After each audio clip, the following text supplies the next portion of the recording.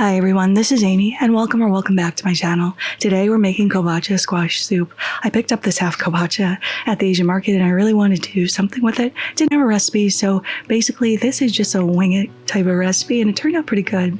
So the first thing we need to do is remove all of the seeds from the center of our squash.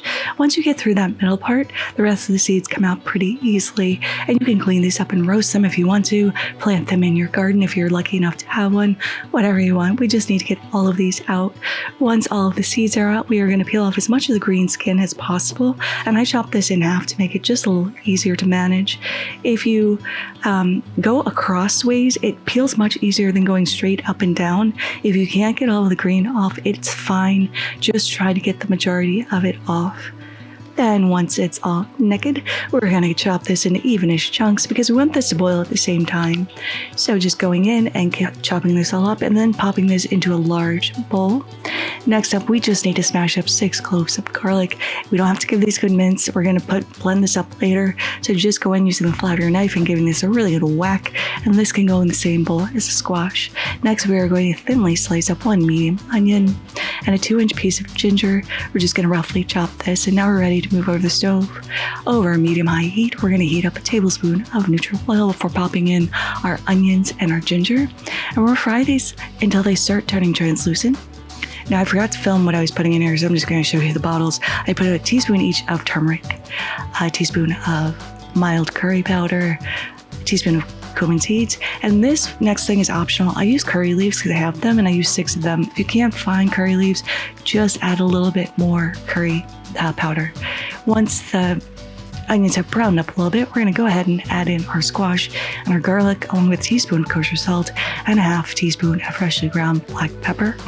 We're going to give this a little toss because we want it coated in that onion and ginger oil so it starts infusing into our little Kobacha squash.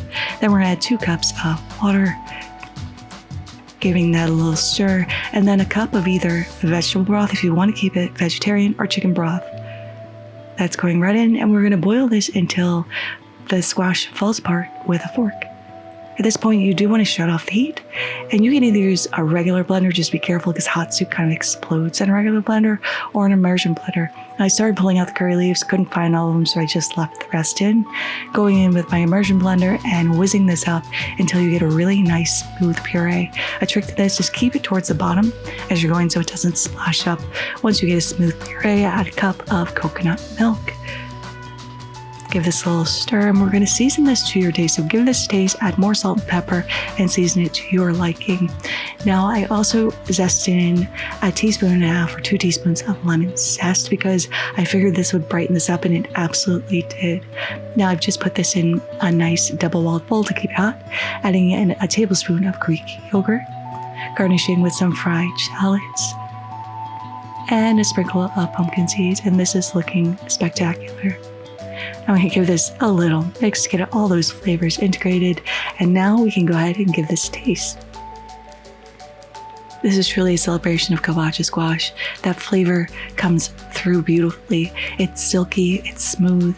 You get garlic, ginger, the shallots add a little oniony sweetness to it, and the coconut milk makes it super creamy and delicious. But there it is, Kobacha squash soup.